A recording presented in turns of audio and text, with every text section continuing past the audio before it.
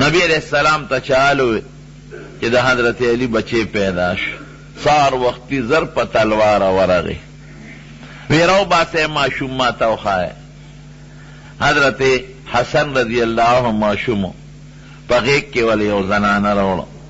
وی سیب داده وی نمم ولا سیخه ده وی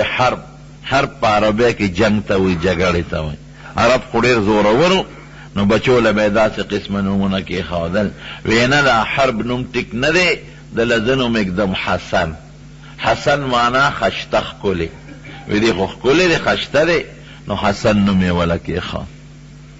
او حضور پاک بخپل خل مبارکه کی کجوره والا او اگه کجوره راواغشت دل پخله کی والا چې لومبه د حضور پاک لاله مبارکه د وجود ته داخل شي ورپسې یولس میاشتې پس بل ډور پیدا شو یولس میاشتې پس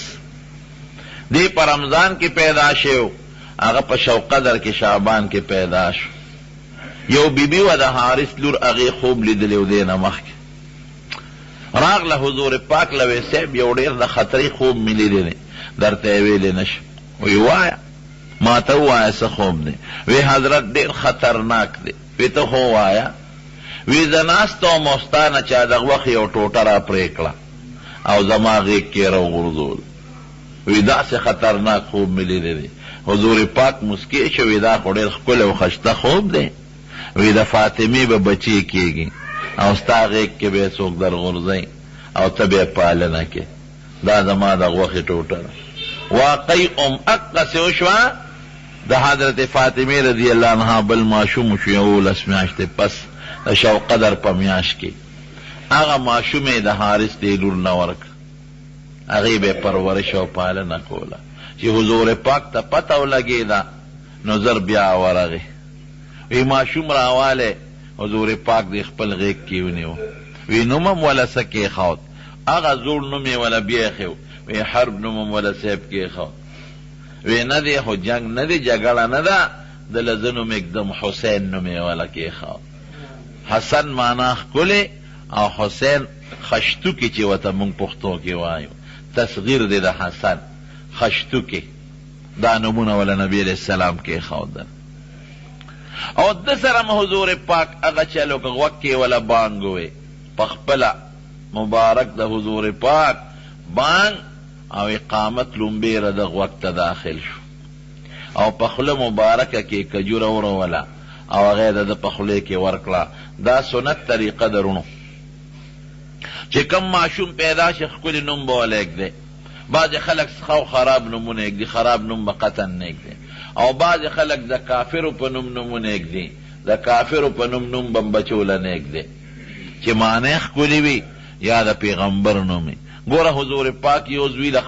ابراهیم علیه السلام نوم کېښود ابراهیم بل قاسم نوم کېښود قاسم تقسیمونکي ته وایي تقسیم خو سخي سړی کوي بل طاهر نوم کېښود طاهر معنا پاک او طیب معنا پاک دا خشته نومونه نو یا د صحابو نومونه کېښودل پکار دی یا د پیغمبرانو یا د عالمانو او یا د نیکانو صالحانو خو په نوم کې د علماو سره مشوره کوي چې معنی غلطه نه ځکه بعضې خلک نوم کیدي او د هغې معنا ډېره غلطه د نوم یو اثر دی انسان ته رسېږي بهر کې یو صحابي نبی علیہ السلام نه راغی ستا څه نوم دی وی زما حزن حزن سختۍ ته وایي سختۍ ته وی دا نوم دی بدل کسته خو سهلې ستا خو خوی نرم دی سخت خونې ته یره د الله رسوله که ته پې نه خفه کېږي نو دا نوم راله پلار او مور یې ښودلي دا مې بدلېدو ته نه کېږي ډېره ښه ده د هغه نوسیر سعید ابن مسیب رحمه الله ډېر لوی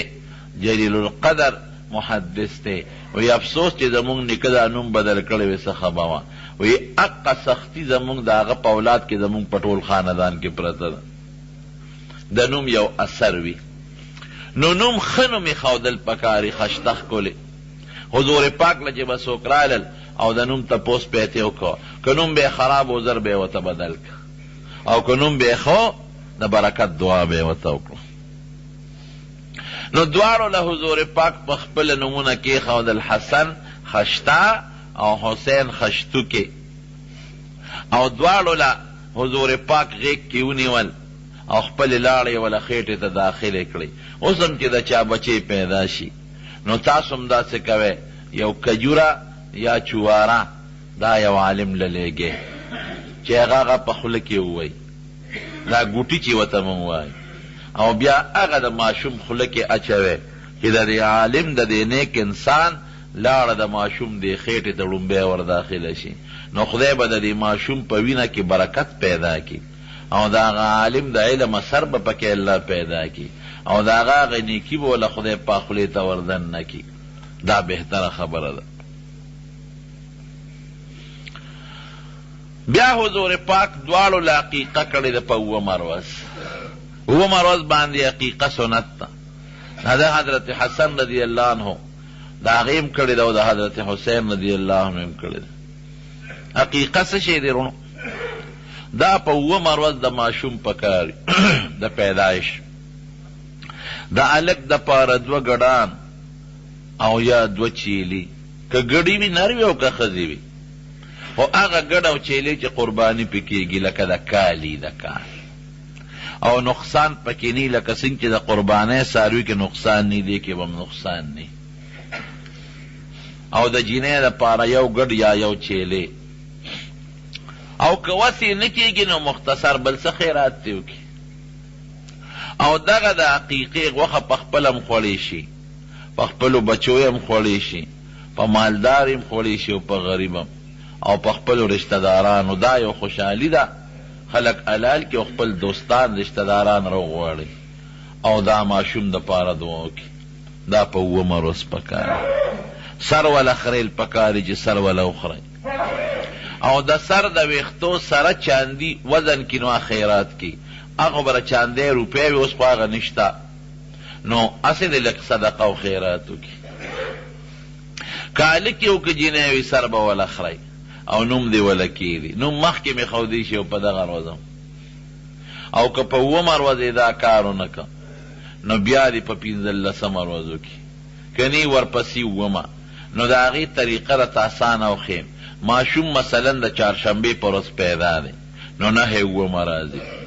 د نهې په ورځ دې وکړي. که هغه نهه ني نو په بله نهه دې وکړي، که بله ني په بله نهه دې وکړي، که بله ني په بله نهه دې وکړي. ښه دا ده چې څومره زر وشي نو ښه ده. حضور پاک فرمایي وی چې د عقیقه وکړي او دا څاروی حلال شي، د ده نه وینه لاړه، وی دې ماشوم باندې چې په مستقبل راتلونکې زمانه کې څومره تکلیفې او بیماری راځي، دې وینه سره د خدای پاک هغه ختموي. نو د حضرت حسن رضی الله عنه هم دوه ګډان حلال کړي، او د حضرت حسین رضی الله عنه په عقیقه کې هم دوه ګډان حلال کړل. دواړه ماشومان لوېدل او حضور پاک به ځان سره کېنول. حضرت اسامه ابن زید رضی الله عنه فرمایي وی نیمه شپه وه، دا د حضور پاک د مرئي زوی و د غلام، وی نیمه شپه وه، وی یو ځل رالم، وی پیغمبر علیه السلام په دې غیږ کې سپراتو او څادر یې تاو کړی، مکمل پټو، د ما ساجت و. وی ما چې خپله جت پوره که تپوس مې دې وکړه حضرت د دې څادر لاندې څه دي، د غیږ کې هم څه دي؟ وی څادر یې ته لر که نو په یو پتون حسن ناست او په بل حسین، دواړه ناست. وی ما ته وی ای اسامه زما دې دواړو سره ډېره مینه ده او تم ورسره مینه کوه، او دعا وکړه خدایه زه دې دواړو سره مینه کوم، الله تم ورسره مینه وکړي، او چې څوک دوی سره مینه کوي الله تا هغوی سره مینه وکړي. دونه محبت یې ورسره. یو ځل کور ته نبی علیه السلام فاطمې کره راغی، اواز یې وکړ یا ماشومان څه شو؟ نو دوی په خاورو کې لوبې کولې، وجودونه څښا شوي. نو فاطمې رضی الله عنها مناسب ونه ګڼله چې د خاورو خیرن نبی علیه السلام له لاړ شي، نو زر یې په لمبولو شروع کړه چې ورېږه ویې لامبوم، او خشته جامې ورته واچو مزېدارې چې بیا نبی علیه السلام له لاړ شي. نو وخت تیر شو، نو نبی علیه السلام واپس را روان شو، جماعت ته راغی، منبر باندې کېناست، تقریر یې شروع کړ. دواړو ته مور خشته جامې واچولې او پاک یې کړل. وی ورشئ بابا در پسې راغلی و آواز یې درته کو. دواړه په منډه جومات ته رالل. حضور پاک تقریر کو دغه وخت کې او صحابه ورته ډېر زیات ناستو چې دی جومات ته رالل، نیغ پیغمبر علیه السلام له راتلل، نو ماشومانو تیندکونه خوړل. نو حضور پاک منبر کې تقریر په ځای پرېښود او ورکوز شو. یو یې رونیو په دې یو رونې کېښو او بل یې رونیو په دې بل رونې کېنو او دیو فرمایل وی صدق الله، الله رښتیا ویلی دی، انما اموالکم و اولادکم فتنه، چې دا مال او بچی دا فتنه ده. وی دا دواړه را روانو او ما تقریر کو. وی دواړو ته چې مې وکتل صبر مې وکړو خو بیا ټینګ نشوم، نو تقریر مې پرېښود او دواړه مې روچت کړل کېمې نو ګوره تقریر نه وویستم. دونه یې ورسره محبت او مینه بې انتها محبت. حضور پاک مبارک یو ځل حضرت حسن را روانو په لاره چې را روان دی او د هغې انتهایي مینه وه د پیغمبر علیه السلام سره، مینه د دواړو طرفونه. نو پیغمبر علیه السلام یو صحابي وی حضور پاک زر په لاره کېناسته. وی مې چې دا ولې کې او لاسونه یې خواره کړل، داسې یې خواره کړل. وی مې چې ولې کېناست؟ وی چې مې وکتل حضرت حسن را په منډه وی نبی علیہ السلام ځان ته راته رغاړه باس او سینې پورې ونیوه او چې کله به م ځان ته راته رغاړه باسه هر یو بچی دا دعا به یې کوله چې یا الله زما ورسره مینه ده او خدای ته ورسره مینه وکړي. حضرت حذیفه ابن الیمان رضی الله عنه فرمایي وی یو ځل نبی علیہ السلام مبارک لرالم، وی حضرت حسن او حسین ورسره او یې ډېر زیات خوشحاله و پیغمبر علیه السلام. وی ما ورته وی د الله رسوله نن ډېر خوشحاله نه وی، ولې نه؟ وی دا یو فرشته د اسمان نه راکوز شوه او دې فرشتې د الله نه اجازت غوښته چې ما ته اجازت وکړه ځم او په نبي علیه السلام یو سلام اچوم. د اجازت فرشتې بغیر د الله د اجازت نه حرکت نشي کولی. نو ما ته د اجازت وکړه چې د لاړ شم او په نبي علیه السلام یو سلام واچوم. نو الله ورته وی چې ښځه ډېره ښه د اجازت ته لاړ شه، سلام پې واچوه او یو خوشخبري م وله ورکه، یو زیری م ورکه. ته به سلام واچې او زما یو زیری ورکه، ادا چې ان فاطمه سیدة نساء اهل الجنه، فاطمه ما د جنت د ښځو سرداری. وإن الحسن والحسين فاطمة سيدة نساء أهل الجنة والحسن والحسين سيدا شباب أهل الجنة، او حسن و حسين دا بد جنت د ځوانانو سردارانی. خپل سلام واچو زما دا زیری ولا یوسه وی ځکه ډېر زیات خوشحاله. بعض علما وی جنت کې وار سړی ځواني بوډا پکې نشته. یو ښځه راله بوډۍ حضور پاک له وی دا الله رسوله ما ته دعا وکړه چې ما خدای جنت ته داخله کړي. حضور پاک ورته وخاندل وی بوډیګانې خو به جنت ته نه ځي. نو دا پریشانه شو، وی هسې مونځونه کوم روجي نیسم چې جنت ته نه ځم. چې پوه شو نبي علیه السلام چې ښځه خفه کېږي وی تا به خدای ځوانه کړي نو جنت ته به ځې، د بوډاوالي په شکل کې به نه. نو علما لیکي وی جنت کې بوډاوالی نشته، هلکان به م ټول ځوانانی او ښځې به م پیغلې بی. که څوک په دنیا کې بوډا مړ دی هلته به ځواني، یو عمر به د ټولو جنتیانو، نه به پې بوډاوالی راځي او نه به عمر تېرېږي. دنیا کې عمر تېرېږي، هلته عمر تېرېدل نشته. نو د دې نه دا معلومه شوه چې څومره ښځې دي د ټولو سرداره فاطمه ده، ځکه ځوانانې او پیغلې خو به ټولې، او چې څومره سړي دي د ټولو سرداران به حضرت حسن او حسیني د نبی علیه السلام نه پس. او څوک بله معنا کوي هغې وي د دې دا مطلب دی چې کومې ښځې په پیغلتوب کې مړې شي ځوانې، او کوم سړي په ځوانۍ کې مړه شي د هغې به دوی سرداران به. بهر کې حضور پاک ته دا د الله د طرف نه وحی راغلی ده او خوشخبري او زیری راغلی دی چې ستا دا لور به د جنت د ځوانانو ښځو سرداری او دا دواړه بچي به د جنت د ځوانانو سړو سردارانی. خدای پاک وله خویونه هم ډېر خشته ورکړو، شکلونه هم خشته. داسې اتفاق الله برابر کړو چې حضرت حسن رضی الله عنه د پیغمبر علیه السلام د دې نوم نه پورته وجود سره یو شانتی و. د پیغمبر علیه السلام مخ مبارک او د نبی علیه السلام سر مبارک او لاسونه تر نامه پورې وجود چې څنګه و حضرت حسن هغسې و. او د نوم نه لاندې تر د نوکانو پورې د پیغمبر علیه السلام د وجود سره حضرت حسین یو شانتی. بره نیم وجود حسن او لاندې وجود حضرت حسین دا وسره مشابه. د نبی علیہ السلام مبارک د زمانې نه پس یو ځل حضرت حسن رضی الله عنه او حضرت علی صاحب دواړه په لاره روانو. حضرت ابوبکر صدیق ولا په مخه ورغی. نو د ده خو دا شکل خو د حضور پاک په شانتی و، د مټې ونیوه. وی زما د قسم په خدای وي علي صاحب اوس ولاړ دی چې علي صاحب تا ته نه دی تللی ستا په شان نه دی د حضور پاک په شانتی دی. علي صاحب خندل. حضرت ابوبکر عمر فاروق رضی الله عنه هغه به هم ډېر زیات احترام کو. دوی کشران و لکانو او بیا به حضرت عمر چې کم ځوانان و مشران و هغوی له تنخواګانې مقرر کړې وې ماهانه چې چا به جهاد کو. او دوی الکانو 15,000 درهم یو کس له ماهانه تنخوا مقرر کړه. یو کس ورته ووی وی صاحب دا خو الکان دي کشران دي،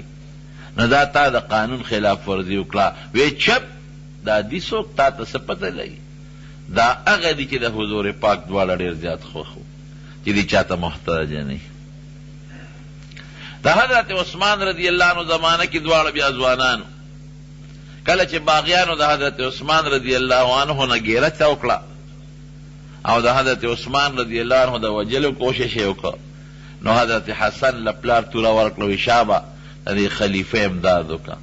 وی څنګه وکړم بابا؟ وی بس دروازه کې ودرېږه چې څوک باغیان دنه دننه نشي. دروازه کې څوکۍ ته ولاړو. د حضرت عثمان رضی الله عنه څوکیداري کوله توره په لاس، هېڅوک یې نه پرېښودل. بهادر خو د حضور پاک وینه او د حضرت علی رضی الله عنه وینه. نو بیا باغیان د کوټې په شا ور ووړېدل. حضرت عثمان رضی الله عنه شهید کړ. نو علي صاحب د خپل بچي نه حسن صاحب نه څپېړه وویسته. وی تا ته ما نه وي چې حفاظت پکې؟ وی بابا زه خو دروازه کې ولاړم په بله څوک راته وشوي. بهر کیف صحابو د حضور پاک نه پس هم د دوی ډېر خیال ساتلی دی او ډېر زیات قدر یې وله کړی دی او د قدر خلک هم نو. یو ځل حضرت عمر رضی الله عنه په منبر ناست و دغسې. حضرت حسین رضی الله عنه ماشوم دی، راکوټی دی، ځکه د حضور پاک د وفات په وخت کې دی د 6 کالو 6 نیمو راکوټی. نو دی نیغ راغی او حضرت عمر یې د مټه ونیوه. وی راکوشه د ما د نیکه د منبر نه، دا د ما د نیکه منبر دی، زه د خپل پلار په منبر کښېنه. حضرت علی رضی الله عنه ورته بېشک دا ستا د نیکه او ستا د پلار منبر دی، زما د پلار منبر خو نشته واقعي. بې دم د لاسه که چې تقریر اخلاص که نو په غېږ کېږه او بار یې وویسته. وی بچې دا درته چا ویلي؟ هغه وی چا به لمسولي دی که ماشوم دی زما ورسره څه دي؟ وی ما ته خو هېڅ چا هم دا نه دی ویلي، په خپله رالم. بیا یې پرېښود، غېږ نه یې کوز کو. وی بچې چې کله دې ما ته حاجت یو څه کار دي پېښي ته هر وخت ماله راځه، تا ته به هېڅ نامنې نه څه ټیم کې ته ماله راځې راتلی شئ. نو دی یو ورځ حضرت عمر رضی الله عنه له ورغې، څه حاجت یې وغې له ورغې. نو په لاره څوکیدار دروازه کې ولاړ. څوکیدار یې څوک و؟ زوی و عبدالله ابن عمر. او ورته وی څه کې؟ وی ستا بابا له ورځم، کار مې دی ورسره. وی هغه سره حضرت معاویه رضی الله عنه خبرې اترې کوي. وی لږ سات صبر وکړه. وی ډېره ښه ده. هغه حضرت معاویه رضی الله عنه سره خبرې وکړې. دی واپس شو، وخت پکې ډېر تېر شو. نو حضرت حسن رضی الله عنه حسین رضی الله عنه واپس شو. لار کې حضرت عمر څه وخت په مخه ورغی. وی بچې تا ته ما نه وي چې ما له راځه ته ولې نه راځې؟ وی زه خو امیرالمؤمنین درغلی وم، خو ما ته ستا زوی وی چې دی معاویه صاحب سره خبرې کوي. وی ګوره ستا راتلل ما له د هغې خبرو نه ډېر بهتر چې راغلی زه به ډېر خوشحاله شوم. زما د قسم په خدای وي چې مونږ له د عزت خدای را کړی دا ستاسو په برکت، دا ستاسو د خاندان د برکت. چې ستاسو برکت نه وي زمونږ د عزت بنو، دا ستاسو د مخ. نو صحابه یې ډېر قدر به کو، ډېر زیات عزت به کو او ډېر احترام به کو. او ولې به نه کو؟ ځکه د حضور پاک انتهایی مینه وه سره، او د حضور پاک خوښ و، او ځان ته به یې را ترغاړه ایستل. دی چې کله ماشومانو جومات ته به رالل، نبی علیہ السلام ځان سره داسې بلد کړي چې حضور پاک به په سجده پروت و، دی به وله په شا وروختل، په شا به یې ناست و. او حدیث پاک کې راځي چې تر هغې پورې به نبی علیہ السلام د سجدې نه سر نه پورته کو چې دی به ترې کوز نه شو. هسې نه زه سر پورته کم ده ونه غورځېږي. یو ځل دا یو ماشوم راغی او پیغمبر علیہ السلام په مانځه ولاړ دی، او دی کوشش کوي ورخیجي. ماشومان خو نه پوهېږي چې ما واخله که نه. وی نبی علیہ السلام د مانځه په دوران کې په دې لاس ونیو، په دا خپله اوږه د پاسه کې. وی یو ځل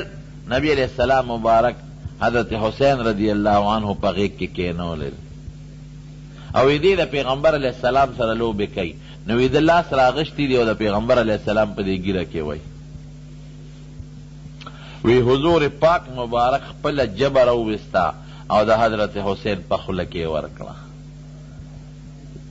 او دې لګیا د پیغمبر علیہ السلام مبارک جبه سټي. دینه مبارک خلک نور کېدی شي، شونډې به یې وله ښکلولې او سترګې به یې وله ښکلولې. او چې کله به د سفر نه راغی نو فاطمې رضی الله عنها کره به ورغی، ویا ماشومان راوباسه. څه شوه ماشومان؟ چې تر څو به نبی علیہ السلام دا ماشومان نو لیدلې، نو هغې پورې پیغمبر علیہ السلام کور ته نه ته خوب به نه ورته. لیکن وروڼو د زمانې تېرېدو سره په دې دنیا کې ازمایښونه امتحانات ډېر راځي. او د حضور پاک مبارک یو حدیث ته وی چې څوک په دنیا کې خدای ته څومره خوښ نو د دنیا تکلیفونه پې زیات راځي. اشد الناس بلاء الانبیاء، په سخت ازمایش په پیغمبرانو تیر شوی. حضرت ابراهیم علیہ السلام ته وګوره څومره تکلیفونه، اور کې وغورځېد، د وطن نه وویستلی شو،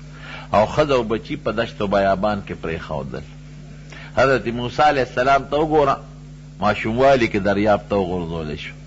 او بیا سړی چې کله مړ شو نو مدین ته پیاده منډې وی، او 10 کال یې د شعیب علیہ السلام خدمت وکړ. حضرت عیسی علیہ السلام جون ته وګورئ، هغه جمدونی یهودیانو وجنو خدای پاک ته اسمان ته پورته کړ.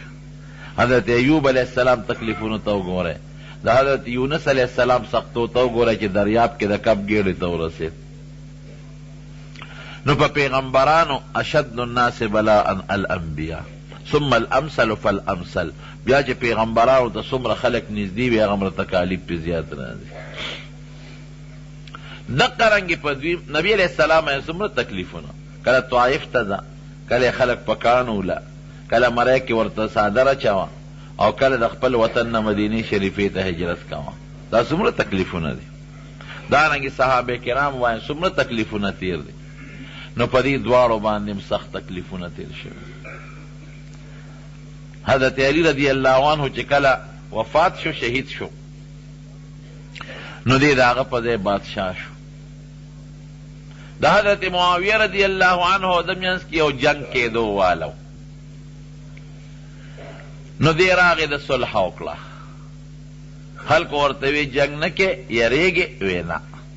زه د خپل نیکه یو پیشنګویي ښکاره کول غواړم. حضور پاک یو موقع باندې فرمایلی و، حضرت حسن ته داسې مخامخ وکتل، وی ان ابنی هذا سید، وی زما دا بچی سردار دی،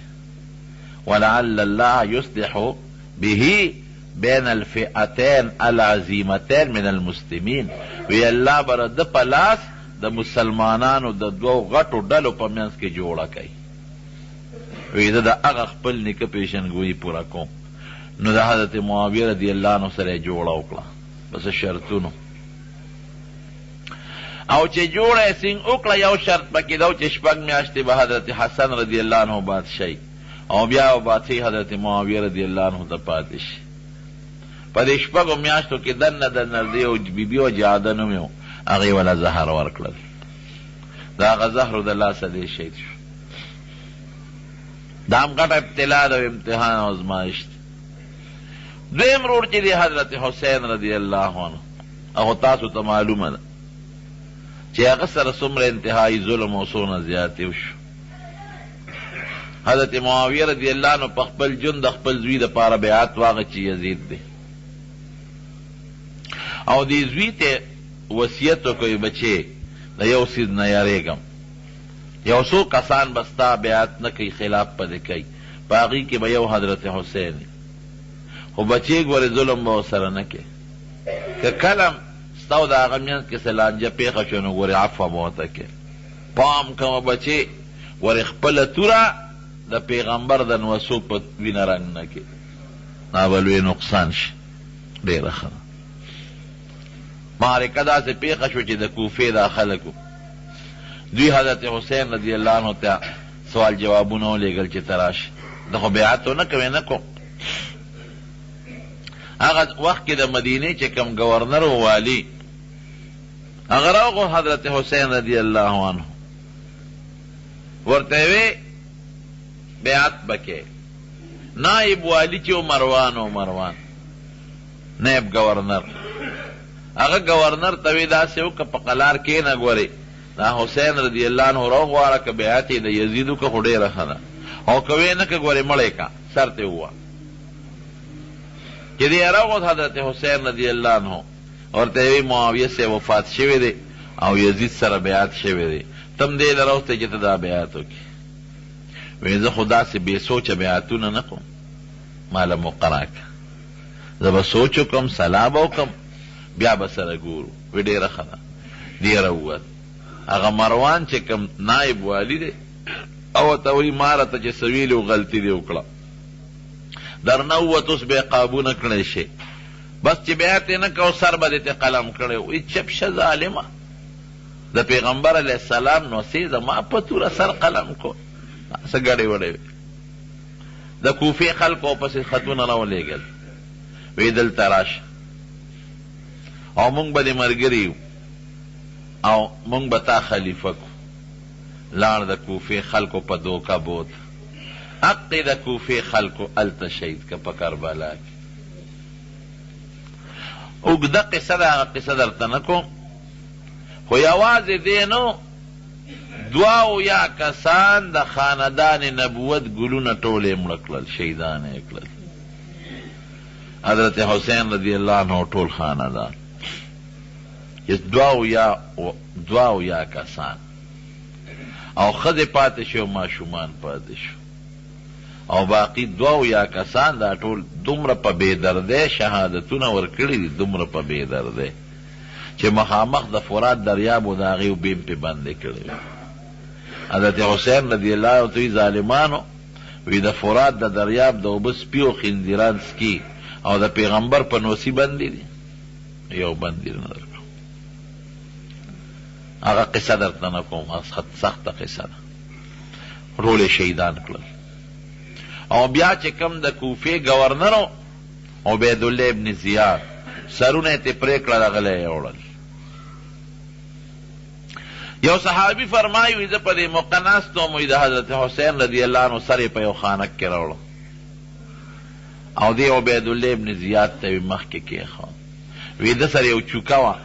وی دې پوزه یې داسې رابروله. وی خلک وایي چې دې ښکلی دی، دې خو خشته نه دی. وی مې چې ظالمه مه کوه ظلم، زما د پرب قسمي چې ما په خپله حضور پاک مبارک لیدلی دی چې دا شونډې او دا پوزه یې ښکل کړې ده. د دې وجودونه بغیر د سر نه او بې کفنه ښخ شوي دي، بې د سرونو نه. هغه عبیدالله ابن زیاد خدای بیا مردار که یو څو ورځې پس هغه سره داسې ظلم وشو چې د هغې نه ظلم خو نه سم کار ورسره وشو، خدای نه مې ظلم ووه. خدای پاک داسې کړل چې هغه کم خلک د حضرت حسین رضی الله عنه په شهادت کې شامل وو، په مرګ کې هغه ټول سر قلم شو، او د دمشق د جامع مسجد کې دا سرونه خواره واره پراتو. یو عالم لیکي او تابعی وی زه پخپله ولاړم دې سرونو ته مې کتل وی دا گورنر عبیدالله ابن زیاد وی د سر پکې پروت و وی خلکو چغې کړې جات جات دغه دې راله راله راله وی مې چې دا څه شي یادوي چې راغله وی چې مې وکتل یوه اجدها وه خلک تماشې ته ولاړ دا اجدها راله او په دې سرونو ګرځېده را ګرځېده یو سر یې کته بل د دغې گورنر عبیدالله ابن زیاد سپېمو ته ورننوته وی دننه پکې ننوته وی بیا راووته بیا لاړه وی بیا به راووته وی بیا خلکو به بیا چغې کړې قد جاءت جاءت هغه اجدها بیا راله وی بیا به دغسې په سرونو کې ګرځېده او د عبیدالله ابن زیاد په دې سپېمو کې بدن نه لاړه څو ځله وی دا اجدها ما وکته چې وته به او راتله به د په دې سپېمو کې بدن نه کېده حضرت ام سلمه رضی الله عنها فرمایي دې نه اندازه ولګوئ دا کافي ده وی ما پیغمبر علیه السلام په خوب کې ولید دا عاشورې دا روز و د شهادت ښه نن چې کومه روز ده وی سر مبارک ببر سر او خورې و دوړې پیلوتې وې او یو شیشه وه ورسره سر مبارک باندې دوړې او خورې لوتې دي وی ما او ډېر پریشانه دی ما په خوب کې ولید مې چې د الله رسوله ولې دومره پریشانه او دا تاسو به سر مبارک خو خورې لوتې وجود باندې دوړې دي وی شهدت قتل الحسین آنفا وی اوس د حسین قتل ته تللی وم هلته حاضر شوم د هغه ځای نه راغلم مشکات کې شته او لاس مبارک کې د حضور پاک یو شیشه و پکې وینه وه وی دا زما د نوسي د حسین وینه ده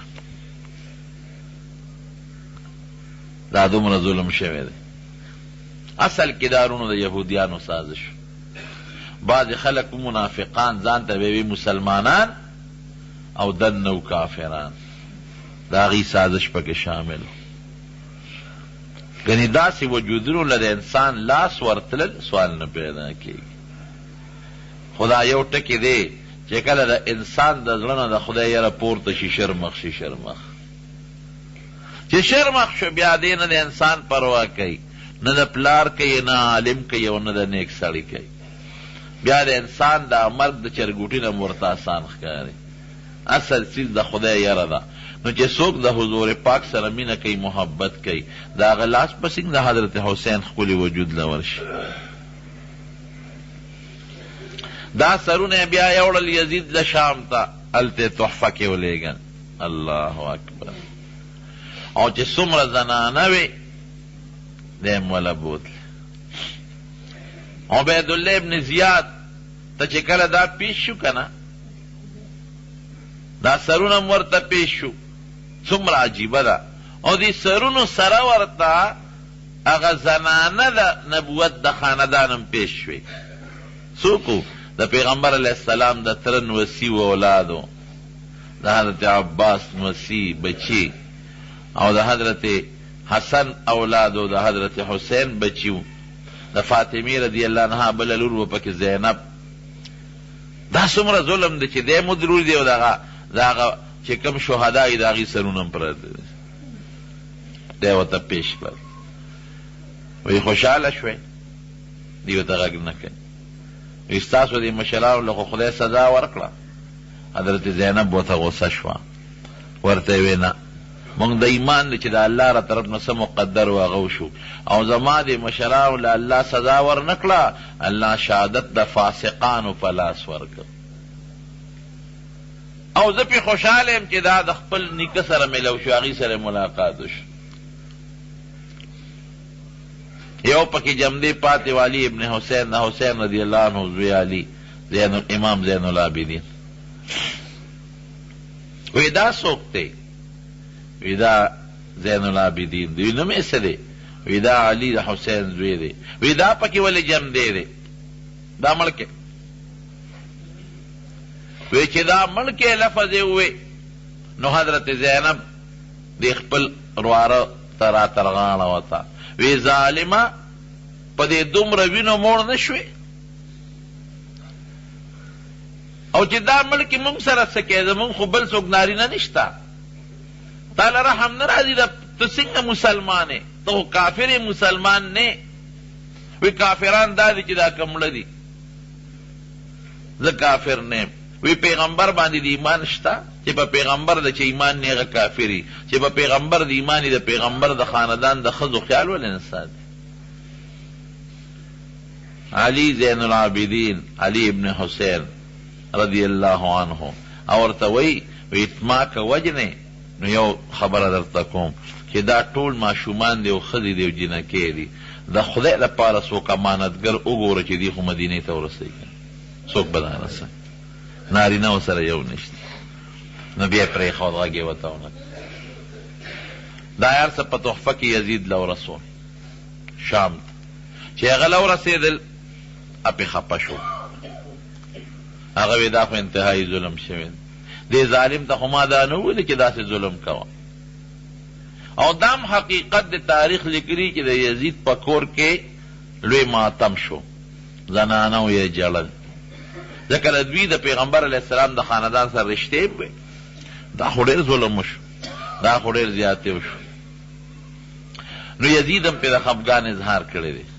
او بیا د دوی ډېر قدر کړی دی او ډېر زیات عزت یې وله کړی دی او هغه سرونه ډېر په قدر خښ کړي دي او دوی له جامې جوړې او څوکیداران ورکړي دي مدینې شریفې ته یې رخصت کړي دي خو دا یو غلطي د هغه نه هم شوې ده چې ګورنر له سزا نه ده ورکړې پکار دا وه چې دغې ظالم ګورنر ته خو یې سزا ورکړې وه که نه یا چې څوک د حضرت حسین رضی الله عنه په قتل کې شامل و چې هغې له سزا ورکړي چې هغې له خو یې سرونه قلم کړی وې که نه نو هغې له سزا ورنه کړه د دې وجې نه خلک دته په ښه نظر نه ګوري بهر کیف دا یو آزمایش و او دا آزمایش په دې خاندان نبوت تیر شو د عاشورې ورځ باندې دا دوه یا ګلونه دا د عاشورې په دې ورځ باندې شهیدان شوي دي نو بعضې خلک د عاشورې دې ورځ ته سپېره وایي او په دې ورځ ماتم کوي او په دې ورځ تورې جامې چوي دا ښه خبره نه ده دا عاشورې ورځ سپېره نه ده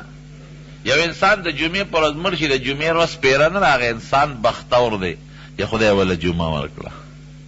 نو دا ما تېره جمعه درته ویلي و د عاشورې د ورځې فضیلت مې درته ویلي و چې لسو پیغمبرانو له خدای پاک په دې ورځ خوشحالۍ ورکړې ده نو که دا دوه یا کسان په دې ورځ باندې شهیدان شو نو دا بختور و شهادت خو د انسان دپاره ډېر لوی بهتر شی دی سړی چې شهید شو نیغ په نیغ جنت الفردوس ته لاړ او چې کوم سړی شهید شو روح یې د بدر او د احد شهداو سره ملاویږي نو شهادت دا د صحابو او د دغې تابعینو د نیکانو خلکو مطلوب شي او د الله نه به یې غوښته د شهادت سوال به یې کو نو دی څیک د ظلم ورسره وشو انتهایي ظلم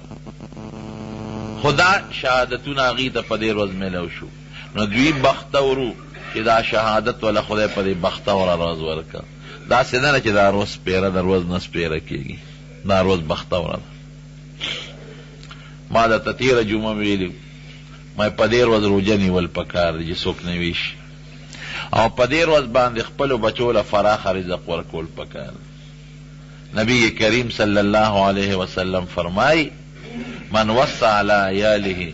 فی نفقته یوم عاشورا وسع الله علیه سایر سنته وی چې چا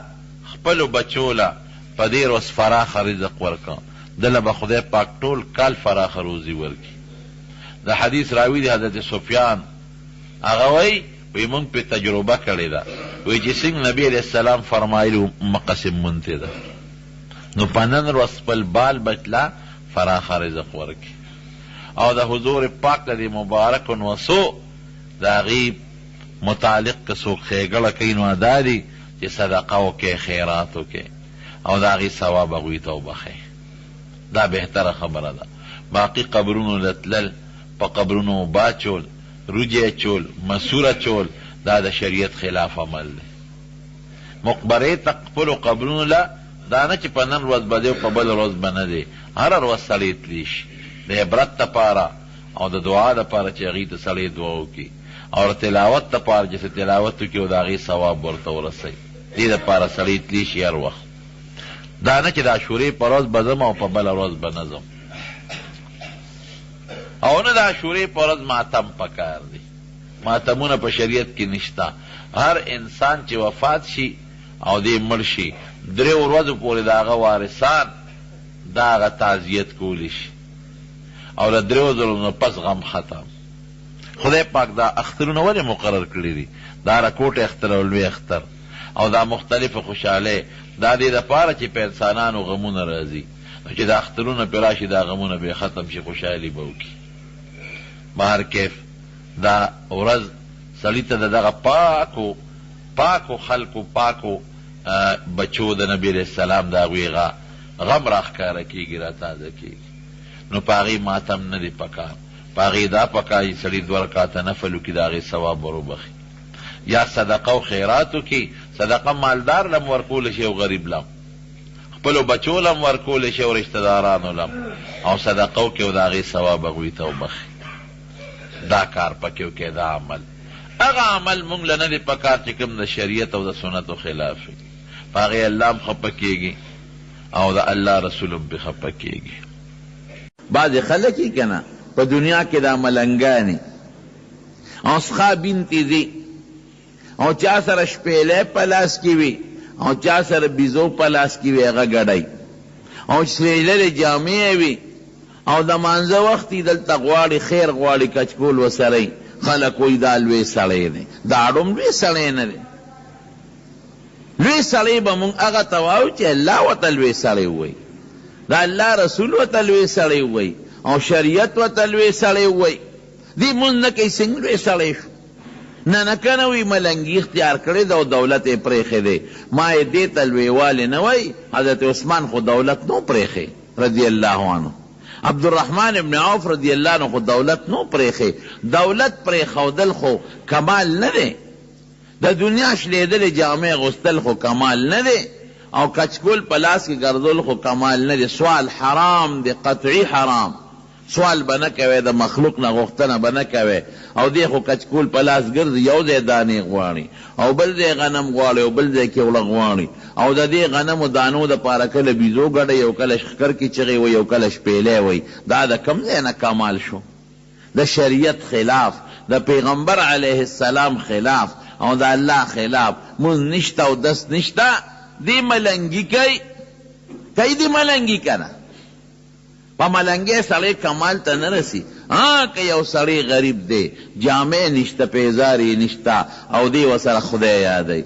دی ورسره تهجد کوي، دی الله یادوي او د الله ذکر کوي او خدای ته ځان نږدې کا، دا د خدای په نږدې قدرمند دی. نو زمونږ په اصطلاح کې عموما چې کوم سړی مالدار خاني وی دا د خدای نه لرې دی. نه، هغه مالدار او خان چې هغه د الله عبادت کوي، هغه مالدار او خان چې حلاله نفقه ګټي او په حلال ځای کې لګوي، هغه خان او مالدار چې حج لځي، عمرې لځي، جماعت کې امداد کوي، غریب سره امداد کوي، گاونډي سره مدد کوي. قسم دې دغه کم ملنګ چې بیلماز او بیودس او سوالګر او خیرمار دی، د هغه نه ځمکه ډکه که د خدای په نسې دا مالدار بهتر دی. او هغه غریب چې د پروزې دره کې نه لګي او شلیدلې جامې چولې ده، مونځ کوي او دس کوي او خدای رضا کوي او ذکر کوي. هغه خانان چې هغوی مونځ او دس نه کوي، خدای نه یادوي، حلال حرام نه پیژني، هغه یو غریب د دې خان نه ځمکه ډکه هغه ته غوره دی. نو یوازې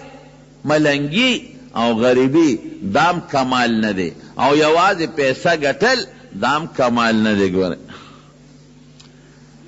دولت بر دنیا بے شکه گٹے. یو صحابی دی دا حضور پاک حضرت سعد ابن معاذ رضی اللہ عنہ،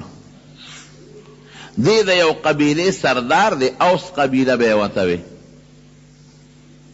یو ذل حضور پاک مبارک لپا مخا ورغی، نو دا دوارو جهان مبارک سردار و سر مصافحه وکړه، لاسونه و سر ملاو کړل. نو چې لاسونه ملاو کړل، د دې صحابي دا لاسونه سختو، څوک چې کار کوي کوداله وی، سسکوره وی، دا لاس یې لږ غوندې کلکي. دغه صحابي لاسونه سختو کلکو، دا ځایونه کلکو. نو حضور پاک مبارک پہ پیش ہو، وی سعد ابن معاذ وی دا لاسونه خود سخت دی کلک دی، دا ولی وی دا اللہ رسول بچولا پہ محنت کوم او مزدوری کوم او نفقه پہ گردم، سسکورا پہ وام کودالا پہ وام چاری پہ راکاگم زکا سختی. حضور پاک مبارک دا غاغ دوال لاسونه رو چت کل او ورلیخ کل کرل، وی دا لاسونه بجنت تزی. نو ځان محنت او مزدوری حرام نه ده کہ او سړی کسب کوي. طلب الکسب الحلال فریضۃ، طلب کسب الحلال، نبی کریم صلی اللہ علیہ وسلم فرمائے طلب کسب الحلال، دا حلال رزق طلب کول فریضۃ بعد الفریضہ، دا دویم نمبر فرض دے. ولی چی حلال رزقونه گٹی ځان لا او بچولا روجه به څنګه ونیسې، وجود به کمزوری، او بچی به مونږ څنګه کوي، او ته به مونږ څنګه کوې، او ته به غریب سره مدد څنګه وکې، او حج له به څنګه لاړ شې، او زکات به څنګه ورکې، او صدقه به څنګه ورکې، او جماعت به څنګه جوړ کې، او د ګاونډي مدد به څنګه وکې. دا خواله کېږي چې سړي سره پیسې او دولت یې والا. نو د مارونو مال ګټل دا نه ګناه ده او نه جرم دی. عبدالرحمن ابن عوف رضی اللہ عنہ په صحابو کې مالدار او حضور پاک تم پته ده چې مالدار دی. چې کله وفات شو څومره مالدارو، چې کله وفات شو نو د هغه مال تقسیمېده. نو څلور بیبیانې وې. نو یوه بیبي یې وی زه په میراث کې پوره حصه نه غواړم، مال په دې نقد مال کې لږ غوندې شی راکې، نقد مال کې بوټې راکې، پورا نه پاسونو کې غواړم، او نه په ګډو چیلو کې غواړم، او نه په اوښانو کې غواړم، او نه په کورونو په ځمکو په باغونو په جایداد کې غواړم، په نقد مال کې پوټې غوندې شی راکې، نور مې حاجت نشته. نو 80,000 اشرفې ولا ورکړې، بلکې یو ځای کې 4.5 راځي. 80,000 اشرفې، یو اشرفې نن سبا د بلو پیسو د سلګونو نیم قیمت زیات دی، ځکه اشرفې د سرو زرو سکه به وه. نو د دې نه کروڑونه روپۍ جوړېږي، کروڑونه. دی د ښځې پوره حصه نه ده، پوره حصه چې د سړي 4 ښځې نو د یوې پکې 32 حصه کېږي، حصه 32 کېده. نو که دی 32 حصه نو ټول مال یې څونه شو؟ حضرت طلحه رضی اللہ عنہ سره څونه مالو، صحابي دی، دومره مالو پخوا خو دا کاغذي روپۍ نه وې، ډبلې روپۍ به وې.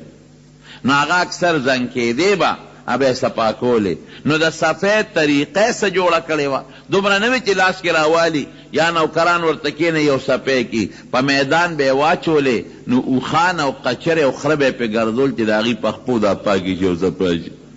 اندازه ولګوئ څومره مال ده، خدای نه دی پرېښی. مال دولت ګناه نه ده، خو خدای به ورسره نه پرېږدي، الله به نه پرېږدي. رجال لا تلهیهم تجارت ولا بیع عن ذکر الله، قرآن شریف کې الله فرمائے. صفت کوي وی بیع هم ښه ده، تجارت هم ښه دی، دکانداري هم ښه ده، نوکري ملازمت سړی کوي دا هم ښه دی، او د دنیا کار روزګار هم ښه دی، خو چې الله یې نشي. او که اللہ دی یر کو صرف دا دنیا دی واغشتا، نو حب الدنیا، محبت دا دنیا بیا رأس کل خطیئہ، دا ہر گناہ جرڑا دا جرڑا بنیاد دی. بس دا سے محبت بنکے چھے اللہ پاتی شی کہ دنیا سر لکا دکان دے دے دا مانزہ و خراغ ضربہ بن کی جماعت تبا من رکے، تگیب پکے نکے، دوکہ بنکے، اللہ برضا ساتے. او کنت پدے کے دوکم کے، حرامم کے، او ورکے سپک او اخلی درانا، او دا مانزه و اخراشی او گاک رانا خرابیگی. نو دا اغا دنیا دا چه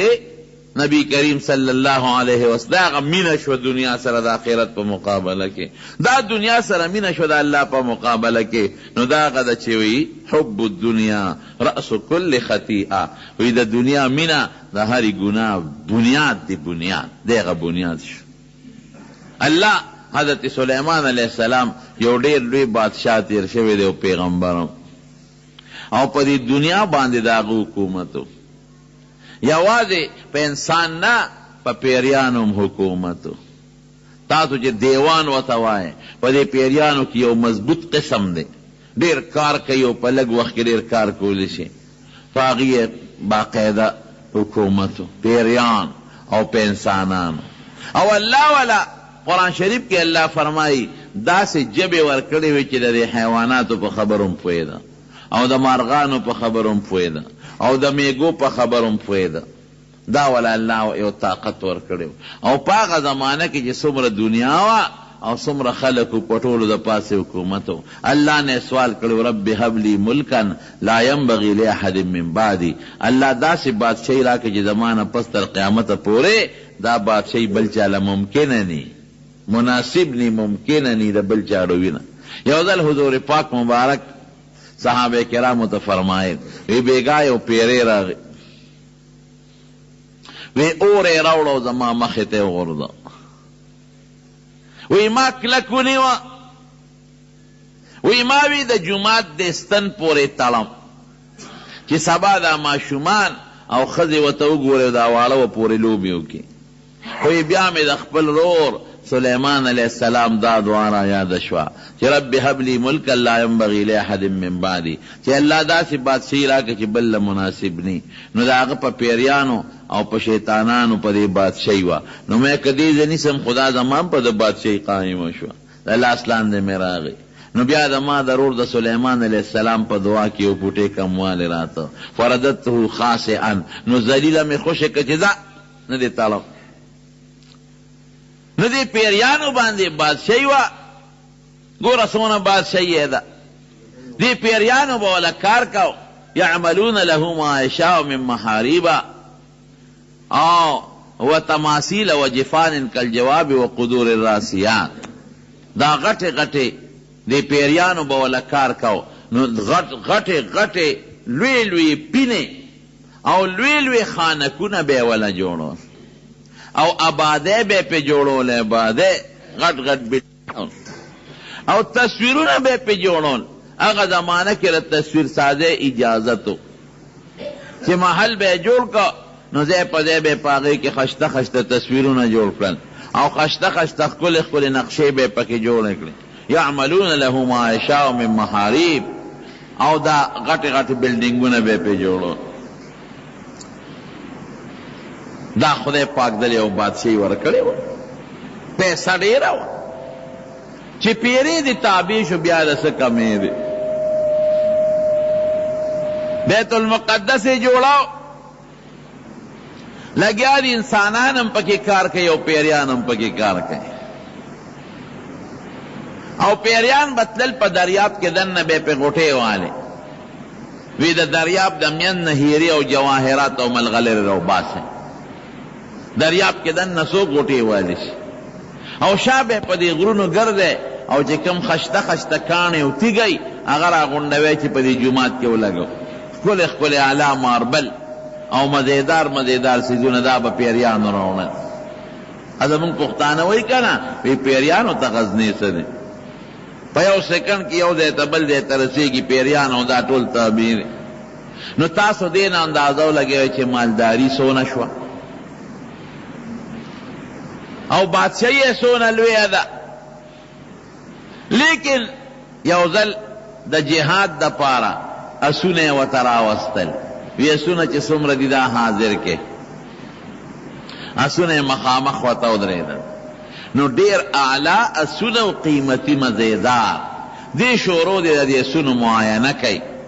په چا لاس راکاږي، په دې غاړه باندې، د چا په ملا باندې، او ډېر زیات خوشحاله دی ورته. الله دومره اسونه دې راکړي دي، څومره اعلی قیمتي خشته مزیدار.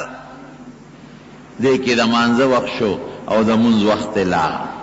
مونځ پاتې شو. اوهو قرآن شریف کې الله فرمایي دا څه شو، دې د دنیا مینې خو زه د الله نه غافله کړم. فطفق مسحا بالیمین والعناق. وی ورشه توره روانه دا ټول بالالوم پرېږدم نه. ګوره دنیا خوښه وه، په دې اسونه جهاد کو او د دنیا بادشاه دی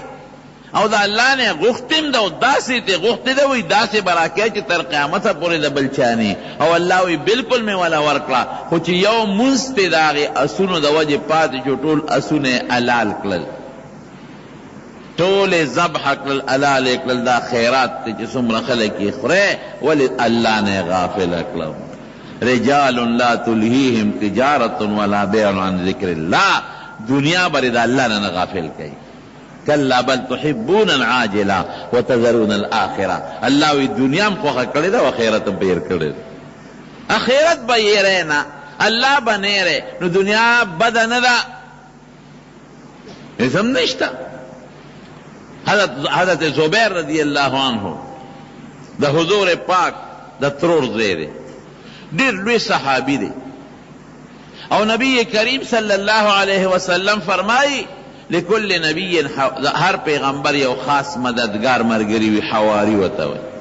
و حواری الزبیر زما خاص دوست او خاص مرگری حضرت زبیر دے نو دا نبی کریم صلی اللہ علیہ وسلم دا ترور زیرے او دا بی بی دا حضرت زبیر او دا حضور پاک بی بی دا خوین نیم دی حضرت عائشہ صدیقہ دا نبی علیہ السلام مبارک بی بی وا او حضرت اسماء رضی اللہ تعالی عنہ دا حضرت زبیر بی بی وا نو خد دا دوار خوین دی چکل وفات شو پا بخاری کے پا جلسانی کے اوگد حدیث تے او گران زیم دے گران دا وصیتو که خپل زوی تزوی را غختا اے بچے پا ما قردون دی گوری دا قردون بخلاصے دویش لکا درہم قرضو پہ دویش لکا درہم دیر قیمتی وی دا بخلاصے وی دی اب دیرہ خدا سنور وصیتو نے مقلد نو چے اگا مالون قیمت کل نو دو لکا کم شپک کروڑ درہم مالی اخطا دو لکا کم شپک کروڑ درہم چننتی اربون روپے جوڑے گی نو مال گٹل او مال جمع کل حرام نش خدای با وسر نپرے دے اللہ نہ بغفلت نہ کہ منگ دا مال اثر کرے دے خدای پرے خیر حالانکہ دا مال او دولت کدی مالم خوخین خدای و نسا خدای تا توجہ ورکا ذکر دا مال او دولت او دا عمر و عزت خدا اللہ پہ اختیار گن ذکر حضرت سلیمان علیہ السلام حضل پلارت میگی دی پاغا علاقہ کے نو چرا دے میگو کم مشر میگے دا نو آگئی چغوالا آوازو کو یا ایوہ النمل ادخلو مساکرکم اے میگیان اخبلو کورونو تسولو کننو دے لا یحتمنکم سلیمان و جنودهم لا یشعرون سلیمان او دا غلق کر روان دے سے نقپی دا باندی کی دو چخلام نکی پزان نپوئی کی گوردیر لوی پتے دے روان دی فتبسم ضاحكا من قولها سکل سلیمان علیہ السلام اخذ میگو پا آواز پویدا او پا خبر پویدا آواز وریدا نو وی خندل مسکیشو وی خندل مسکیشو امیگیل ورغی وی او خبر در تکم وی سمر خوراک خوری ستا سمر رزق دے سمر خوراک خوری وی پا کال کی او ساس کی او با طول کال کی دا ساس کم سیسا او دا غنم دا دانے یو معمولی غندی صدا دا ما دا طول کال خوراک کی وی رشتیا دے وی یو رعیت تے حکمو کے دا میں گئے والے یو خاص دے کی بند کے کی دا تبارو ندی او دا غس یو دانا یو ونی مخوراکم ورتکے دے او یو ساس کے اوبم ورتکے دے یو کال چے تیر شو اگا اوبم اقا سے پاتے وے لگی شان کمی شوے وے او اگا دا غنم داناوم اقا سے دنی میں نزیادہ پاتے وے لگے خوڑا لے وے نو میگے زانتا حاضر اکلا وی ٹک تی ویلی دی رشتیا دی ویلی دی دغا دی خوراک دے وی اغوارا سغوارا چے دل درکم ستا چے سخوخ ایمان اغوارا چے درکم وی چے دل سغوارم نشرا کولے چے دل سغوارم نشرا کولے وی در کوم سکما میوہ دے پکار دا او کم خوراک دے پکار دے وی خی او شیدن اغوارم تکلا شرا کرانا وی اسدے وی زد دی عمرن و رزقن وی عمر امرا لزیاد کو روزی امرا لزیاد کر دا دو سیزون اغوار زما چکم عمر دارا لزیاد کا وی دا خب میں پوز کے ند او جدہ سونا روزی خورم داسې طاقت راکه اوس یو غنم په کال کې خورم چې بیا 2 خورم 3 خورم 4 خورم اوس د یو ساس کې یو سس ټول کال کې خسکم نو چې بیا یو چاټه اسکم وی دا خو مم په وس کې نه وجود کې دله تبدیلی نه جوړ راوسته وی اسې وی چې غواړه چې درکم یو ځلې الله ته سوال وکړ الله ډېر لوی مال او دولت ته راکړی دی زه ستا دې ټول مخلوق له ډوډۍ کوم نشي کولی نه ما ته خو الله تا طاقت راکړی دی یو کال دپاره اجازت راوی نشي کولی وی یو میاشت له اجازت راوی نشي ورکولی وی یو هفتې له اجازت راوی نشي ورکولی یوې ورځې له خو راوی بلکل نشي کولی الله درخواست کوم یو ټیم له اجازت راکه زه ورکوم یو وخت له وی ښځه درمې فوراً پیریانو ته انسانانو ته حکم شروع چې د الله نه مې اجازت غوښتې دی او د الله مخلوق له ډوډۍ ورکوم او چې څومره شاړې ځمکې دي دې کې کرونده وکړې چې کوم کې غنمي غنم وکرئ او جوار پکې وکرئ مثلا هغه زمانه کې چې د خوراک څه څیزونه ګیاګانې مو کرئ سبزی مو کرئ ټماټر هر شی وکرئ میوې مو کرئ پیریان دیوان لګیا دي او الله تعالی ولا هر شی تابع کړی او هوا تابع وه هوا چې تابع شو وریځ به هم درته را پیدا کوي او باران به هم درته ورېږي هر ټوله دنیا زرغونه شو او د دریاب په غاړه د الله په حکم یو لوی ځای کې د هر سره جمع کړل پیریان دیوان لګیا دي انسانان هم لګیا دي رشې جوړې شوې رشې هلته حیوانانو لم خوراک ورکوي د هغې ګیاګانې هم را جمع شوې او دا پیریان دیوان په دې غرونو او په دې ځنګلو کې ګرځي او د هغې ځای نه میوې را غونډوي داسې علاقې دي چې هغه هم سم د میوو ډکې دي خو د انسان لاس ورته نه رسي لکه د افریقې او د یورپ دا ځنګلې او د غرونو دا سرونه قسم قسم میوې به یې پکې خو مونږ هغې ته نه رسېدی شو نه ورته انسان رسېدی شي دا پیریان لګیا دي د هغه ځای نه دا سیوان او مڼې او قسم قسم څیزونه دي را غونډوي او راوړي او دا ګیاګانې م راوړي او دا خوراکونه دي د دریاب په غاړه د دنیا یو لوی ځای دی هغه میدانونه ډک شو هوا تابع د هغه پې د پاسه چلیږي یخه هوا چلیږي چې دا خوراکونه سخانه شي وریځ پې د پاسه ولاړه ده چې نور پې نه لګي چې هر څه جمع کړل او د ده خپل خیال دا دی چې الله خو وایي چې ته یو وخت هم خورا ډوډۍ نشي ورکولی مخلوق له رزق دا ما دومره مال جمع کړه چې دا ټول مخلوق ورته ونښلي په کلونو کې هم نشي خلاصولی میږي دي څونه به تې خوري کبان دي څونه به تې خوري انسانان دي څونه به تې خوري او دا ټول حیوانات را جمع کنو چې ونښلي ورته نو څونه به تې خوري او هغه زمانه کې مخلوق هم دوره نه ولا چې اوس څونه مخلوق دی په یو خاصه علاقه کې مخلوق اوسېده دومره خور نو الله د مشورې نه بغیر پیغمبر کار نه کوي الله سره مشوره وکړه الله د چا نه شروع کوم وی د دریاب د دې حیواناتو نه مخکې شروع وی دا به څنګه راځي وی ته ول آواز ورکه زه به آواز دې ټولو ته ور ورسوم او ټول به راشي حضرت سلیمان علیه السلام ول آواز ورکړه ای د دریاب کبانو حیواناتو چې دریاب کې څومره یې ټول زما میلمانه یې د الله په حکم ټول راشه د دریاب په غاړه مې قسم قسم څیزونه درته ښودي دي چې د چا پکې کم شی خوښي خوله راوچته کې واخلی دی چې اواز یې وکړه یو کب راغی او خولې یې راوچته کړه د دریاب یو کب او دا جامې لکه د قینچي په شان دی یو سر یې د رشې په یو طرف کې کېښود او بل یې په بل طرف کې کېښود او چې دواړه یې راغونډې کړې چې څه موجود و ټول یې الواق تیر کړل هر څه ختم اګایا میوې خوراکونه غوښې چې څه ټول په یو جامه کې یو کلب سره هر څه تیر کړل ژوند یې پې ونه و هر څه ختم حق دک سلیمان علیه السلام سره د وزیرانو په تخت شاهي ناست او تماشې ته خوشحاله دی چې مال خو ډېر دی او دا خو په کلونو کې هم نه خلاصېږي او سره د وزیرانو د دې نایبانو شورا ممبرانو د پارلیمنت دا ټول ورسره ناست دي چې شی هر څه هغه و او هغه کب او خولې وازه کړه سلیمان علیه السلام ورته ویل اخو تا هر څه ټول خلاص کړل یو الواق سره دې هر څه خلاص کړل دا دې څو کړل کب ورته وایي ښه مېلمه ته څوک دا خبرې کوي چې دې نه شوه راکولی نو دا غوښتم دی ولې مېلمه ته اوس یو مېلمه راولې او ډوډۍ ورته کېدې او ډوډۍ خلاصه کړي او ته ورته وایې ټوله ډوډۍ دې خلاصه کړه او مېلمه وایي زه دې بېعزتۍ لره اوس دی چې دې نه شوه راکولی نو دا خبرې دې راته ولې کوي مېلمه ته څوک دا خبرې کوي نو خدای ته وګوره مېلمه هم دا لوبې کوي دونه خوراک مېلمه خوري مېلمه هم څه خو بویه که نه د مکه مکرمه کې د حاجیانو ته ضیوف الرحمن وایي د الله مېلمانه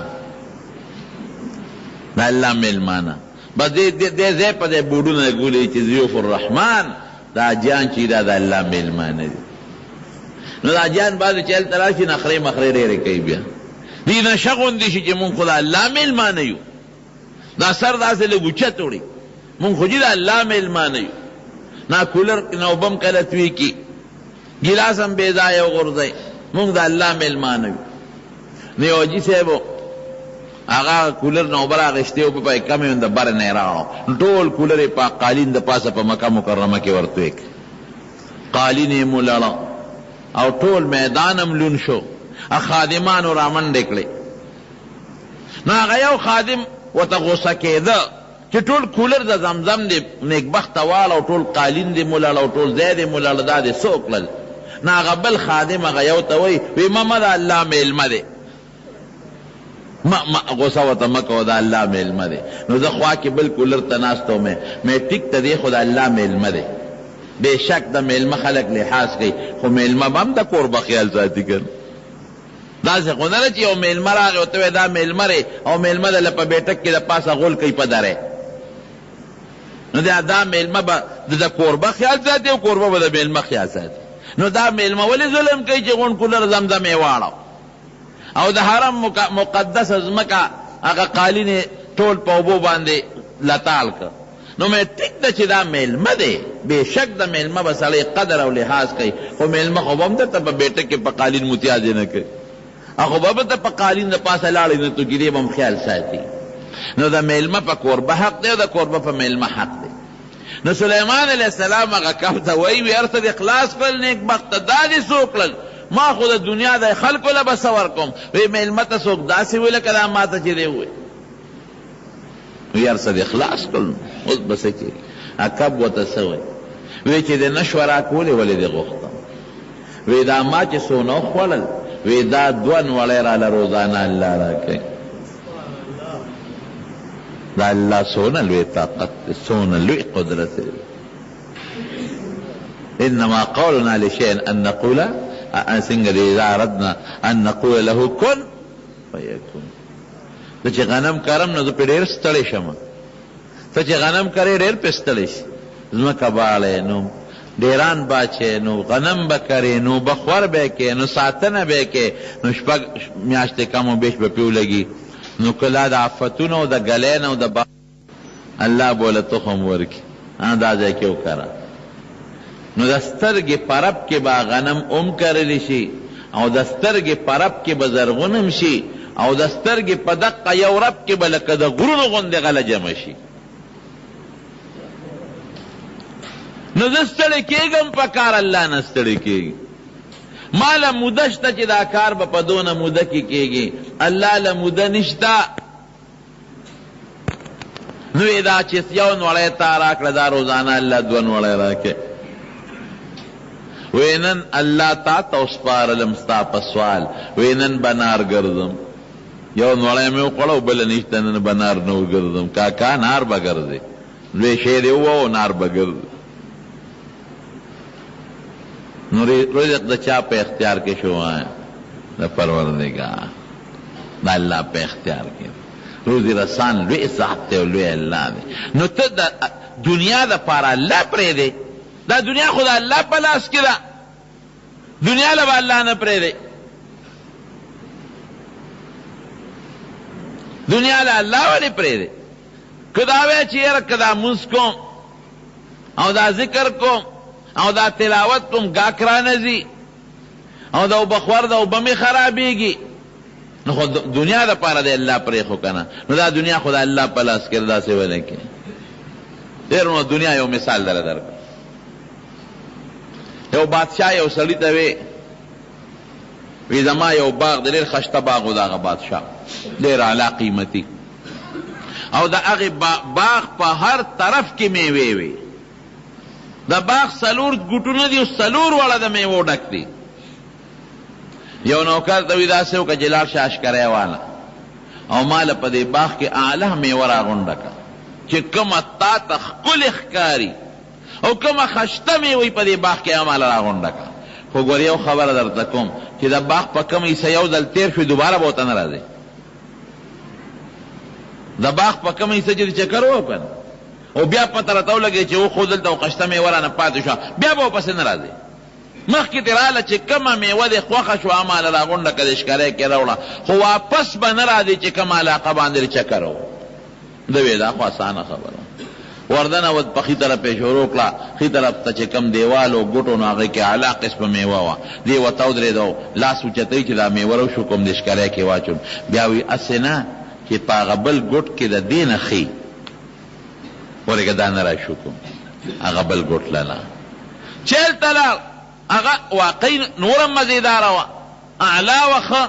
نو دیب گردی پا اغبل طرف کوشش کی چې عالم چې بادشاہ له خو خشته مې ورا غونډه کم بیا پړه کې سوچ کی اسنا په هغه ګټ کې ردین اخی دغه بادشاہ خو ماته خمه وراوړه دا خو خدای خو کې دي چې ردین امخي ورګه دی باغ نه شو کوم هغه بوټو نه شو کوم هغه لچې ورغه هغه هم ډیر علامه و د بیاش کړو ځان تیار کا بیا ویره بادشاہ خو خمه وراوړه اسنا په هغه بل ګټ کې ردین اخی دا نشو کوم اغی لازم چی بل گوٹ لور اغی غتش تورو پکی او میوام نوا اسم پکین حق دک ادرد اس بسپو ما تا خو بادشاوی میوه روڑا و خمیوه ما خو خی میوه پری خو دی پا دی سوچ چی دل تبخی دل تنبا التخی التنبا دل تخی او بادشاہ را باندې شرطم لگو رئی چی پا کما باقی او دل تیر شوی دوبارہ با نور دی نو نه دی ګټ ته واپس لیشم څوکیداران ولاړ دي ناغې ته تلیشم او نه دلته نو تش تور تش اشکری د باغ نه ووت دقره دنیا مثال دی نن ورځ په ما راله زه مځکه خیري سبا به عبادت کوم نن پرېږده نیم اوزګار سبا به ښه ورته ځان اوزګار کړم چې سبا ورځ راشي یاره ته پرېږده نن سبا به د دې قضا منځونه به م راګرځوم که خیري او سبا به ښه عبادت کوم بله ورځ به کوم بله ورځ به کوم او واپس خو په دې باغ د دنیا نشي راتلی چې کومه ورځ دی واله باس داسې باغ ته به ورسې په آخره ورځ ته خو نن د سبا او سبا نه بله ورځ او د بله ورځ نه بله ورځ او د مرګ ځنکدن به د باندې راشي بیا خو واپس د دنیا باغ ته تلیم نشي او هغه وخت کې بیا عمل هم نشي کولی نو تش تور به آخرت ته ځي خو چې د باغ په ګم ګوټ دا سړی نه نوتی او د هغې نه یې میوه شو کولی و نو ټیک په ورمان کو که نه کو دا قرنگی دا باغ دا یو رد دا باغ یو طرف تی پکا دی چی مونگ را دینا فیده والو مونگ پا دیکھ اللہ خوشحال لگی او مونگ دا آخرت تا پارا تیاریو کو نالوی خبر دا کم مال او دولت تی خدای در کدا غین دا آخرت گٹا والا اللہ پی خوشحال لگا عبدالقادر جیلانی رحمت اللہ علیہ یو دل ناستو یو سړی ول راغی وی صاحب دا دیم ډېر مالدارو وی دا جیلانی چې ورته وی دا اصل کې ګیلان دی ګیلانی دی دا په دې دغه کې بغداد کې او په دې عراق علاقه کې یو خار دی خو عرب خو ګاف نشي استعمالولی نه هغه ګاف ته هغوی جیم وی هغې جیلانی ورته وی نو دی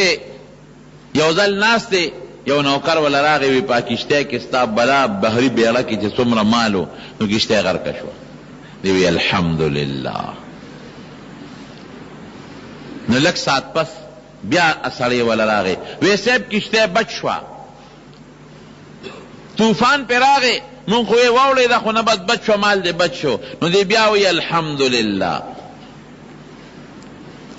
نو چې درس اخلاص کنو شاگردان دا ډېر لوی عالم وګورئ عبدالقادر جیلانی رحمت اللہ محض صوفی نو ډېر لوی عالم یو تفسیر لیکي تفسیر جیلانی پشپږو جلدو کې او ډېر لوی زبردست عالم دی او د امام احمد ابن حنبل رحمت الله علیه په مسلک هم دی، د هغه مذهبي دی. نو شاګرد ته تپوس وکړه درس نه پس وی صاحب وی چې مونږ 4 اصلي ته وی چې کشته غرق شو بیا دې مې الحمدلله، او چې به وی چې د غرق کېدو نه بچو نو بیا دې الحمدلله. نو په غرق کېدو د خدای ثنا وی، په پیدا کېدو د خدای ثنا وی، نه ما په ثنا په دې نه ده ویل. وی چې درا اطلاع راکړه چې کشته غرق شو، نو ما خپل زړه ته وکتل، زړه مې د کشته پسې خپه دی او کنه دی خپه، نو له مې نو خپه، لمه مطمئن اس قسم خپنو، او لکه میں دا شی پروتو چې الله خو ستا مال تا را کړی ولال کنه، اخرت خو نه دي دنیا لاله کنه، اخرت تلال نو دا تبعید د انسان د پاره، نو مانه خو اخرت نه تل مانه خو دنیا لاله، او دا دنیا را کړی تا او تا را واغشت، نو ما پکې سړي اوس ما سره یو صادر د چا امانت پروت دی او مال هغه سړی راغی او هغه صادر یې رانه پورته کړ، نو زه په ورته خپه کېږم. خو پردي شی و راغ را کړی او ما دې څه موده فایده واغېسته واپس یې رانه واغېسته، خبره خلاصه شوه. نو لږې مې سوچ وکړه نو خپه واپسې نو ما وی چې الله دا مال خو تا را کړی او تا رانه لږې مې دا پروت او دا مال تا را کړی او دا مال خو تا واغېسته، نو زما پکې څه ولې خپه کېږم؟ نو ما په دې د الله حمد وی چې شکر دی خدای چې د ما زړه کې دې شي پسې خفګان نشته، حمد شکریه ده الله. وی چې بیا هغه هلک راغی او یې راته وی چې هغه د مال کشته بچ شوه د اړېدلو نه او مال دې محفوظ شو، نو بیا ما خپل زړه ته وکتل، چې زړه ته مې وکتل نو زړه کې مې ډېره خوشحالي نه وه په کشته بچ کېدو. ما وی خو واقعي د دنیا د اعمال خو د ډول او زیب و زینت دی، که غرقه وه نو ښه به وه سړیه د سوکۍ نه او د سوچونو فکرونو به اخلاصم، او دا اوس را پیدا شو نو دا اوس بیا به سوچ او فکر کوم د دې زکات او د دې خیرات دی او صدقه ده او دا بس کم دی اکدم او څوکیداري او څه نو لکې مې اړو دا سوچ ورپسې نو په دې پیدا کېدو مې په زړه کې اړو څه خوشحالي رانله، اړو فکر رانه مې الحمدلله خدای چې زړه مې هغه طرف ته متوجه نه دی. ګوره مسلمان به داسې کمال والا راضی هم به د الله حمد ادا کوي، کمال ته ځي هم به د الله حمد ادا کوي. مال راغی دا بس خوشحالي ده خبره ده د الله حمد ادا کا، که لال وی در څوکۍ نه خلاص شو قصه خلاصه ده. یو ځل دې په خپله یو واقعه ده ذکر مې وکړو، یو واقعه درته وی دې خپله یو واقعه وی د کلي نه ووتم، طالبي مې کوله، علم مې زده کوه. وی دریاب په غاړه دجلې په دریاب روان زم لاړم یو ځای کې یو استاد نه مې علم زده کوه، وی پیسې را سره خلاصې شوې، نو پیاده سفر یې کلي ته وطن ته خو واپس نشم راتلی، نو وی هلته کې د دریاب په غاړه یو بوټی و د میوې، نو وی زه به تلم هغې نه به مې یو میوه راوشکوله په هغې به مې خپله ګزاره کوله، او کله به مې د هغې پاڼې راواغېستې په خوله کې به مې وچوپلې په هغې به مې خپله ګزاره کوله، او اوبه مې راغېستې بس او مې څښلې نو. وی یو ځل لاړم وی چې ورغلم نو وی هغه میوه د ما نه مخکې چا شکولې وه، وی اوږې رالم واپس نار نورم واپس رالم، چې واپس رالم جومات ته ننوتم وګېمه، وی دی کې یو سړی راغی جومات ته راننوت، یو میلمه، او یو غټه کاسه وه سره د خوراک ډکه ده، غټه کاسه ده هغه د دې پولو د چرګانو د دې خوراکونو ډکه ده. وی چې دی راغی او هغه بینې په مو لګېده، نو زما ورته سترګې نیغې کړې، زه خو وږې ومه، اصلي زه ولیدم چې دې خوراک ته مو کتل، خو هغه د جومات یو ګوټ کې کېناسته وه خوراک خوري، او ما ته اواز راکړه چې ملګري راځه ما سره ډوډۍ وخوره. وی ما وی چېره بس تمه دې وکړه اړو ورځم نه، مې چې نه بس مهرباني، خو داسې ومه چې نوړی هغه اوچته او په خوله کې لاړې ورته زما راځي، شون پې هغه وی او په خوله کې ورته لاړې زما راځي، خو ټینګ شومه هغه بیا راته وی چې راشه ما سره ډوډۍ وخوره، مې چې نه خورم. وی په هغه باندې وی پېښ شو چې دا سړی څه ضد نیولی دی او نور خیړه کېږي، وږې را پاسېد او قسم یې راکړه چې ستا دې قسم یې چې ډوډۍ به را سره خورم. وی ور پاسېدم، وی ډوډۍ مو سره شروع کړو، چې ډوډۍ مې شروع کړله، وی ما ورته چې مېلمه ته څوک یو د کم نه نه رالې، وی یاره زه خو د جیلان یم، او یو بوډۍ ښځه ده هغې رالیږلې مه چې زما زوی دی علاقه کې ورشه د علم طلب پسې وتېره عبدالقادر یې نوم دی عبدالقادر جیلاني او رالی 12 شرپۍ راکړه چې دا به هغه له ورسوي نو هغه هلک پسې وګرځېدم خو پیدا مې نه کړ نو ډېر اوږې شومه نو د نیمې شرپۍ مې دا خوراک ځان له واخلي چې زه دا به اوس وخورم نو زه به کلي ته ځم واپس چې مور خوشم که نه عبدالقادر جیلاني رحمت الله علیه وایي مې چې هغه هلک خو زه یم ګوره روزي به خدای درکوي د دنیا یو مثال دی یو سړی وایي جومات ته راننوت په دې جومات کې د 4 ګوټونو کې 4 کسان ولاړ دي یو هغه ګوټ کې ولاړ دی یو هلته ولاړ دی یو هلته ولاړ دی یو هلته ولاړ دی خپل عبادت کوي نو یو جینۍ راننوته و هغه جینۍ سره یو کاسه ده او خشته ښکلې جینۍ ده او یو کاسه ورسره ده او په هغې کې غوښې دي وډوکي دي پکې او سامان دی د یو هلک له ورغې هغه ورته اډو ګوري نه او دی ورته کاسه دقسې نیولې چې دې نه څه وخوره هغه ورته بلکل ګوري نه نظر ورته نه کوي کله ورته دا جینۍ مخکې تاوي کله یو طرف ته کله بل طرف ته مینت ورته کوي چې خدای دپاره ما دا راوړې ده او ته مهرباني وکړه دې نه خوراک وکړه هېڅ کتل ورته نه کوي اخره کې چې ډېر منت زاري ورته وکړه نو هغه سړي د هغې نه یو هډوکې راواغېسته هغه هلک او ویې خوړه او چې هډوکې یې راواغېسته نو دا جینۍ پې په دې مخ وویشته بیا او دا هلک وایي چې زه ورته اوس نیغ ګورم چې مخ ورخ کې راته زه ناست یم او لاړی غله پکار دا چې دا خوانچه دې نوم بیا ماله راوړې وه او په دې سوچ کې مه چې هغې نه خوري اوس بیا ماله راوړي ځکه ته انکار کوي او راضي کوي یې ماله بیا راوړي خو ماله نه راځي زه ورته نیغ ګورم چې اوس په ما بیا رحم راشي او ماله به راوړي او چې هغه هډوکې رالي دا ښځه پیولي چې بل هډوکې اوسګاري بیا پې دا ښځه ولي بیا وی زه نیغ داسې لږ ورنږدې شوم چې ماله بیا ورسره وړي وی زه یې په ځای پرېښودم هغه بل له لاړه جینۍ وی چې بل له لاړه وی هغه هم هغه ورته اډو ګوري نه خوراک ته ګوري نه دې جینۍ ته ګوري او دا جینۍ لګیا ده هغه راضي کوي چې دا دې لږ وخوره که نه شا به ډېر ښه خوراک دی ورته مهرباني وکړه خوراک دې وکړه خو چې ډېر یې مجبور کړه نو هغې هم دا چل شروع کړه هغه بل هلک چې هډوکې به یې راغېسته غوښه به یې ترې خوړه نو په هډوکې به یې دا جینۍ ویشته وی زه ورته هسې لږ نور هم نږدې شوم چې دا ماله ولې نه راځي هغې ته نه خوري او دی په زور رضا کوي او زما وتړه شوې دی ماله وی خیره 3 لم ورغې 4 لم وی اخره کې ماله جینۍ راله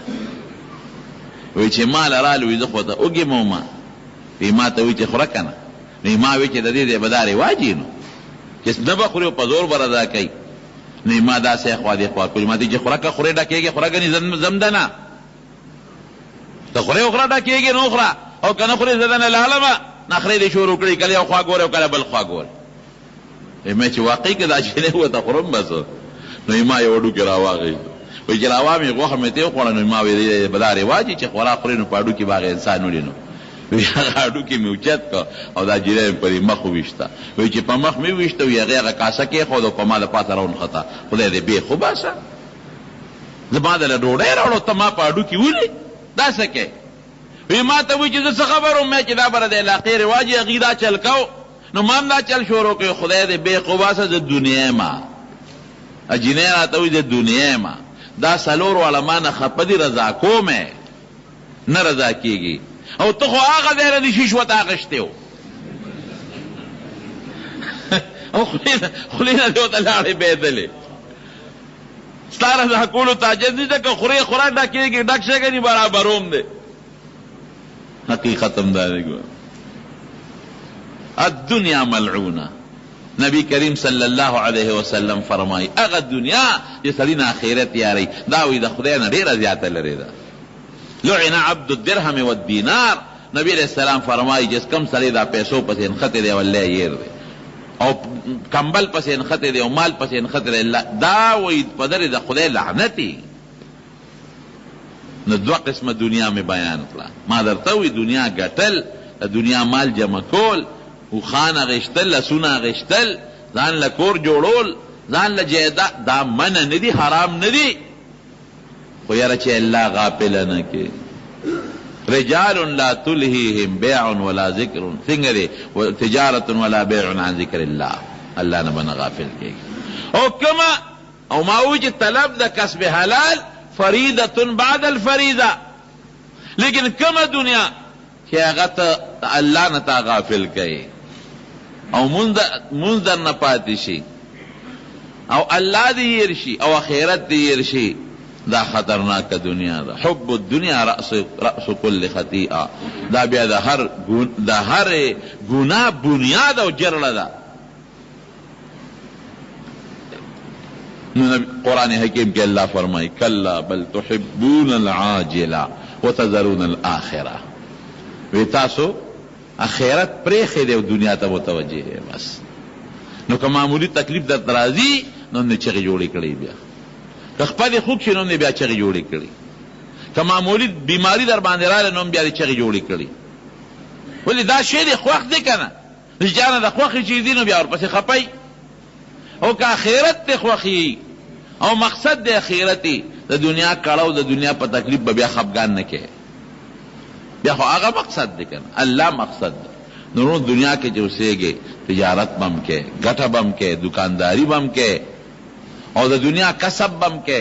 بچو له حلاله نفقه بم ګټي هیڅ قسمه ممنوع نه دي ما د ډېرو صحابو مثالونه درته درکړل لیکن الله به نه یېرو خپل لمونځ به نه پرېږدو خپل ذکر به نه پرېږدو او خپل عبادت به نه پرېږدو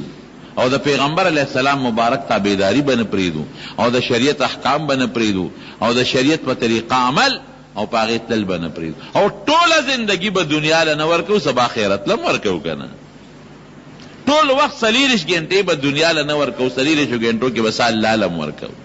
څه به دعوت الله له هم ورکوو څه به دې له هم ورکوو چې مانه الله راضي شي او مانه خدای راضي شي او داسې عمل وکړم چې مخلوق ته فایده ورسي نو دا یو مثال دی الله دې مونږ له دعا وکړي د دنیا او د آخر خیر نصیب